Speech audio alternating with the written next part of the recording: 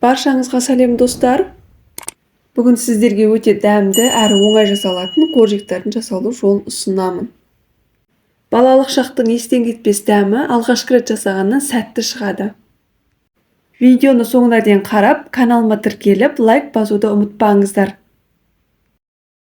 Бізге керекті заттар жылы айран, ұн, қопсытқыш, ас содасы, қант және сұйық май.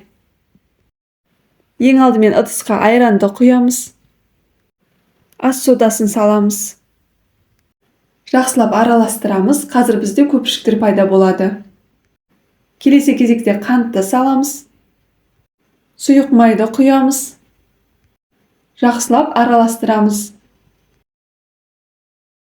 Сонан соң електен өткізілген ұнға қопсытқышты салып араластырамыз. Онды аз-аздан сала отырып жұмсақ қамыр илейміз. Ұн әркімде әртүрлі. Мен описанияда жазып қойған ұннан сізде аз кетуі мүмкін, немесе көп кетуі мүмкін. Ең бастысы бізде жұмсақ қамыр шығуы керек. Бастапқы кезде қасықпен араластырамыз, ары қарай қолмен илейміз. Мінекей бізде жұмсақ қамыр шықты. Келесі кезекте ұнды сеуіп, оқтаудың көмегімен қамырымызды жаямыз.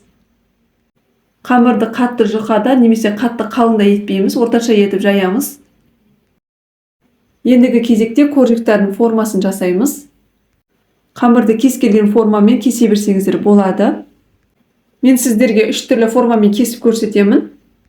Дайын болған қамырларды формаға пергамент қағазын төсеп, немесе сары май жағып орналастырамыз. Артық қамырларды қайтадан жайып пайдаланатын боламыз. Мінекей дайын болған қамырларды формаға қойып алдым. Сонан соң барлық қамырдың бетіне айран жағамыз. Алдын ала қызған пеште 180 градуста 15-20 минуттай пісіріп аламыз.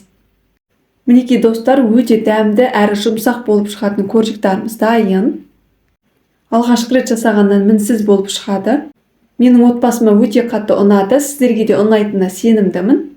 Дәмі тіл үйіретін коржиктарды сіздер жасап көріңіз. Жасалу жолы өте оңай әрі қарапайым. Осы видео ұнаса достар, каналыма тіркеліп, лайк басуды ұмытпаңыздар. Видеоны соңына дейін қарағандарыңызға рахмет. Сіздермен болған Ақшолпан.